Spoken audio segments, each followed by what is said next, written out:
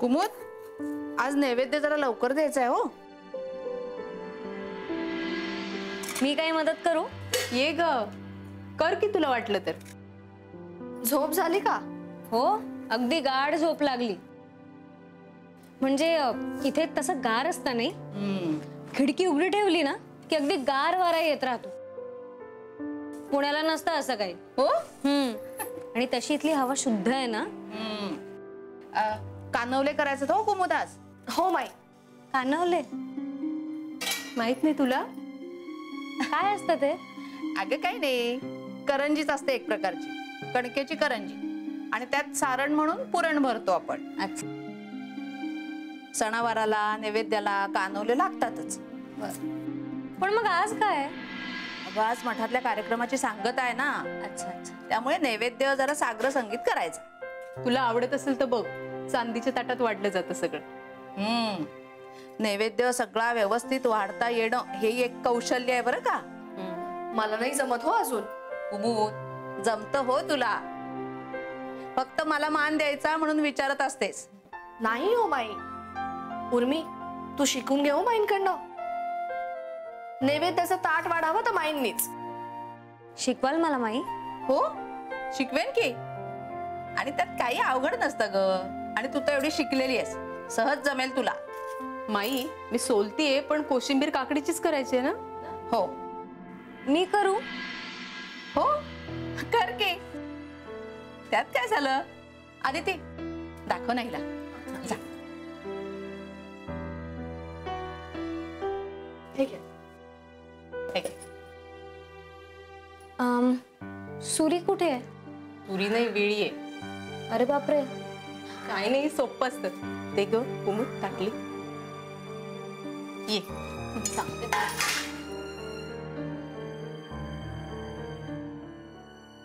दे काकडी. वेळीवरती पाय ठेवायचा आणि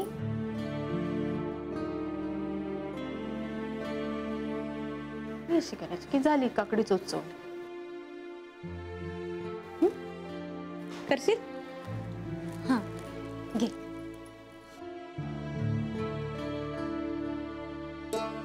बस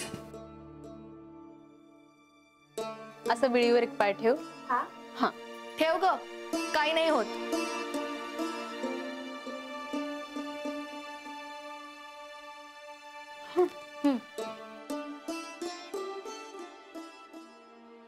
हात सांभाळा, नाही तर विळीवर जाईल. झालं की.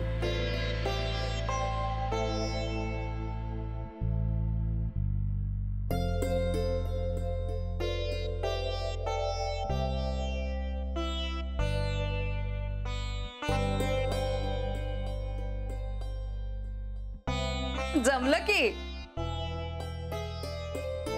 आज नंदिनी फिरकलीच नाहीये ना स्वयंपाकघरात?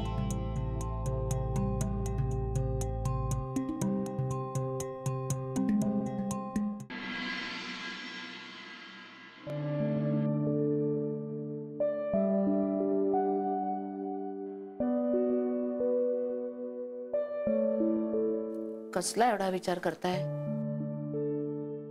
नंदिनीचा. नंदिनीचं काय? हेच, जे काय झालंय ते बदलणं कोणाला शक्य नाही. एकदा लग्नाचे संस्कार वधूवरांच्या मनावर झाले की ती पुसण्याची उपाययोजना शास्त्रात नाही, कायद्यात असली तरी. खरंय.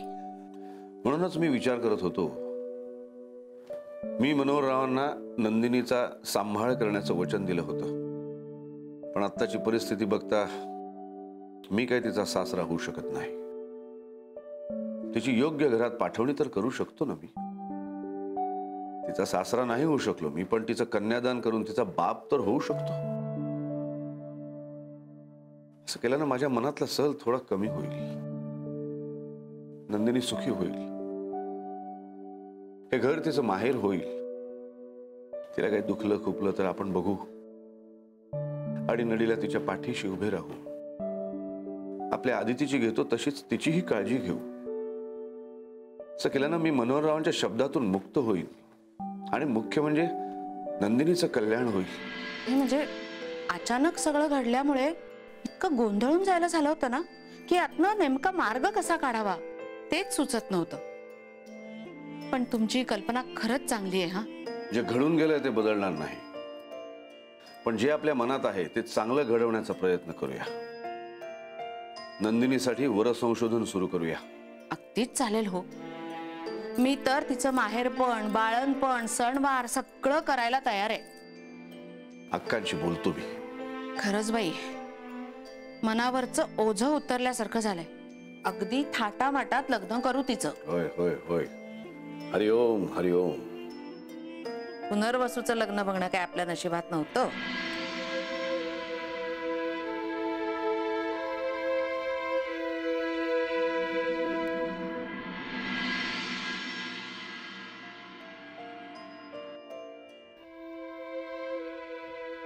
हा मुलगा कोण आहे?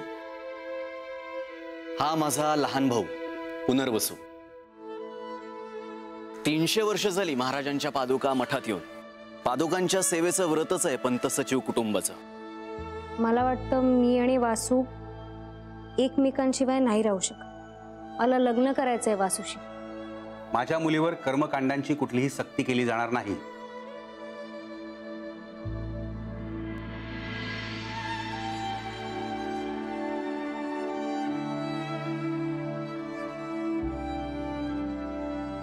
विद्या, काय झालं रे? नाही ग. मग कसला विचार करतोय? हेच की उर्मीचं लग्न कोर्टात लावून दिलं तर लोक एवढं थैमान घालतायत. खरंच तिचं लग्न वैदिक पद्धतीने लावून दिलं असतं तर म्हणजे लोकांनी तोंडात शेण घातलं असतं माझ्या. अरे तू असं कसं होऊ दिलं असतंस? आजपर्यंत तू लोकांना कर्मकांडातली निरर्थकता पटवून दिलीस आणि मुलीच्या लग्नात तू स्वतः ही निरर्थक कर्मकांड करत बसला असतास का? नाही ग, मी तसं काही केलं नसतंच. एक विचार आला माझ्या मनात, तो बोलून दाखवला बस. विद्या, तू ना उगाच विचार करत बसू नकोस. अरे आपण नाही चुकलेलो. उर्मीचं पुनर्वसूवर प्रेम आहे म्हणून आपण लग्न करून दिलं तिचं. आणि पुनर्वसू मठाधिपती नाहीये, तो प्रोफेसर होणार आहे. आणि आता तर त्यानं व्हायलाच पाहिजे. होईल विद्या. अरे आपल्या उर्मीशी त्याने वडिलांचा विरोध न जुमानता लग्न केलंय, तेही कोर्टात. मग आता तो त्यांच्या आग्रहाला कसा बळी पडेल रे? लवकरात लवकर त्यांनी पुण्याला येऊन स्वतःचा स्वतंत्र संसार सुरू करायला हवाय. आता त्याच्या वडिलांचा तो मठ, त्यांचा कर्मठपणा तिलाच नाही आपल्याला सुद्धा खूप महागात पडेल माहितीये. आणि ते मठाचे, लग्नाचे असे कुठले संस्कार नकोतच. नॉर्मल माणसांसारखा संसार सुरू करा म्हणावं पुण्यात येऊन. होईल, सगळं व्यवस्थित होईल. आपण बोलू उर्मीशी. बरं चल, तू झोप आता. झोप काय, आता मला आर्टिकल पूर्ण करायचं आज. कसलं रे? वैदिक लग्नातल्या कर्मकांडांचा अवडंबर आणि आवश्यकता.